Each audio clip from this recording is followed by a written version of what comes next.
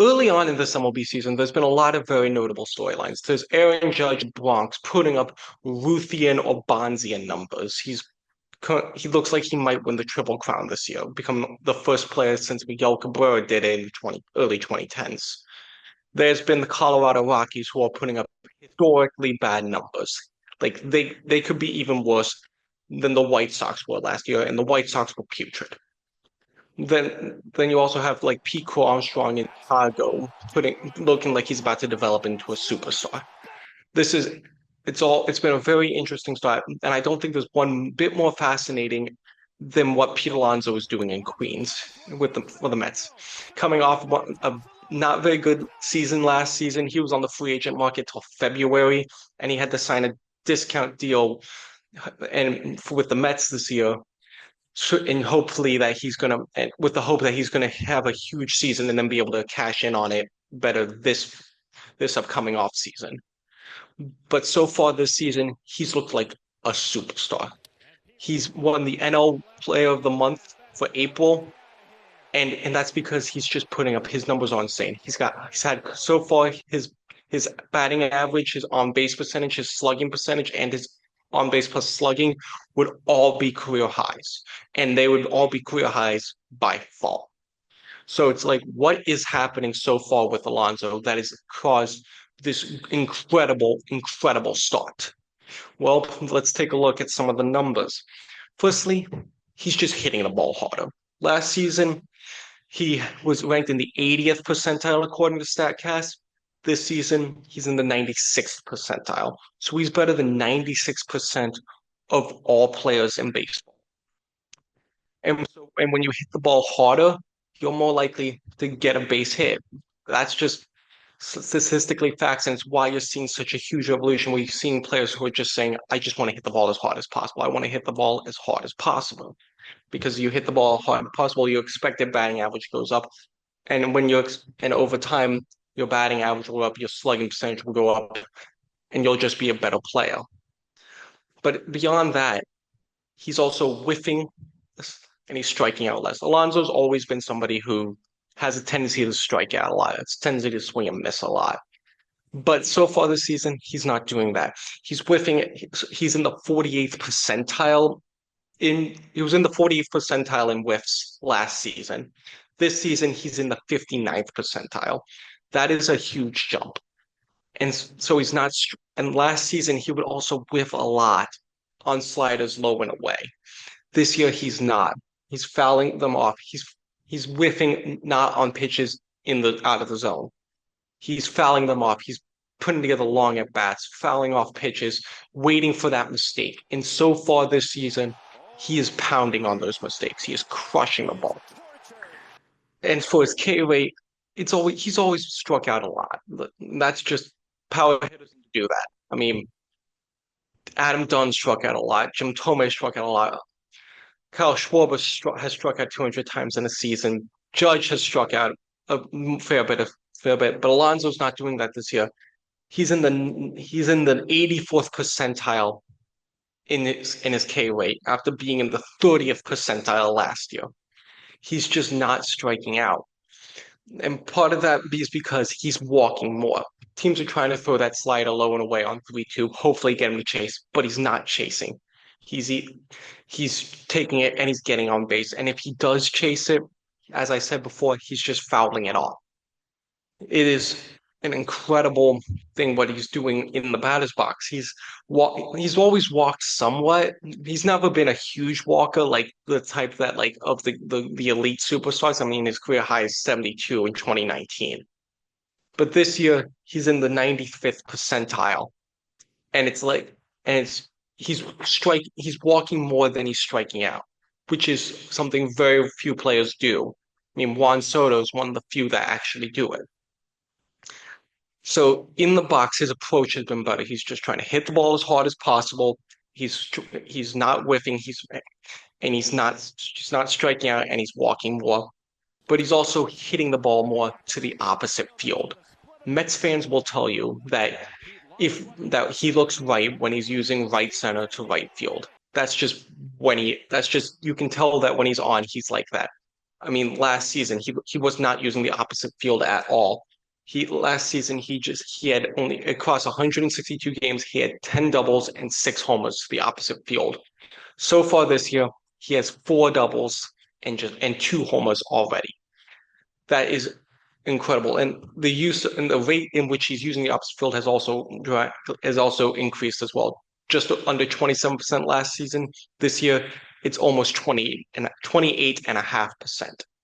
Well, that seems like, oh, it's just a percentage and a half. Over the span of 162, over the span of 600 at bats, that's a lot. So he's also using opposite field more, and that really can be traced back to when he hit the homer off Devin Williams in Game 3 of the wild card round last season. That just sort of was a confidence booster, and ever since then he's used it. He hit a grand slam to right center in Miami earlier this year. He had an oppo shot too against the Blue Jays this year, and he's just raking the ball, hitting the ball harder into the opposite field. And so Mets fans will say that's when he looks good, when he's hitting the ball with authority to right center, to right field.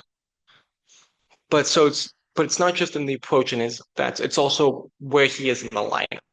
Throughout his career, most of the bats have come in the fourth spot, in the cleanup spot, which is sort of like where teams have always put their big bopper. You want to load the bases and then have your big bopper drive them all in, hit the grand slam, 3-run double, drive them all in.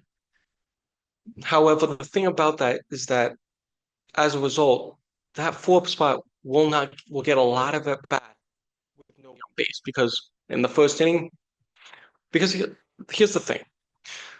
You say you get on base 40% of the time, that means you also get out 60% of the time. And the players who get on base 40% of the time are rare. So even the stars, they get on base maybe 35% of the time, which means they get out 65% of the time.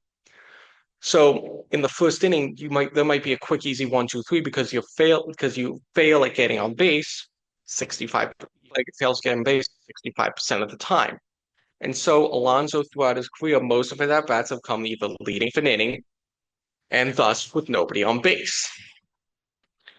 But this year, he's batting in the 3 spot. He's batting in the 3 hole, so he's guaranteed an at-bat in the first inning. And he won't be able to lead, and he won't be leading off an inning. And while there might be nobody on base, that's going to be lower because of who he's hitting behind. And it's Juan Soto, who signed a 15-year, $765 million deal with the Mets this offseason. And it's the Juan Soto effect. And you see it impacting both Alonso behind him and also Francisco Lindor in front of him, the Mets de facto capitan. And Lindor's getting on base a lot more. His current on base percentage would be a career high. And that's because teams realize they can't pitch around him. There's nobody behind him because the guy who's right behind him is one of the 5 best players and hitters in baseball. And so teams are giving him more pitches to hit, and he's getting on base at over almost 50% of the time in the first inning, which is absurd. And so when that happens, Lindor gets on base, and unless Soto hits into a double play, Alonso will be coming up the bat with a run on base. And Soto is an on base master. That's what he does. He is the best at getting on base. His career on base percentage of .419 is the active leader. And while he quite hasn't been Soto yet, he's still been productive. His current on base percentage of .379 is in the top 30 in baseball. And that's only going to get up once he starts really getting to a groove, when he starts pounding the ball all the time. That's going to go up, and that's going to result in more players on base for Alonso. And Alonso's currently crushing that. His slugging percentage with runners on base this year is 672. 672. That's why through 33 games, he already has his 30 RBIs. He didn't get 30 RBIs last year until June 2nd. He beat that a month in advance, which is ridiculous. And so Pete Alonso, in part because just his approach at the plate, he's hitting the ball harder, using the opposite field, walking more, striking out less, whiffing less. And because of where he is in the lineup and who he's behind, that's why he's off to the best start of his career. And here's the thing. while it probably isn't sustainable, I mean, he's not going to hit 345 for the whole season. He's like that's likely going to come down to around 280 or so, 270, because let's face it, it's been 1 month. Any Mets fan will tell you from last season that where you are at the beginning of May does not determine where you'll be come October.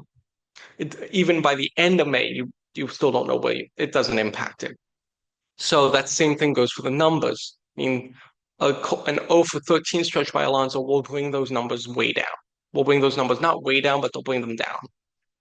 And so this probably the start isn't sustainable. But if he keeps up this approach, if he keeps saying, I'm going to be fouling off those tough pitches, I'm going to be waiting for mine, and I'm going to pound the mistakes the opponents give me, he's going to have a really good season. And it's why there are some people who are thinking he might win NL MVP so far this year. MVP. And I don't think that's quite where they're yet, but the approach and the way he's played this season clearly looks like it. And when he does, and if he keeps this up and has this monster career season, he's going to opt out and he's going to make it. And while he never found that nine-figure deal this past offseason, somebody's going to be willing to give him $150 million because sure, he's 31, but slugging does stay with players. I mean, there's very many players who have extended their careers late into their 30s, like Nelson Cruz, for example, who have had long careers because they could just pound the baseball. Adam Dunn could still do it even though he walked and struck out a ton. But Nelson Cruz is the prime example of that. If you have power, your game will travel and will be long. JD Martinez last season, we saw that. So Pete Alonso right now is in the hottest stretch of his career. And the thing is that this could go on all season.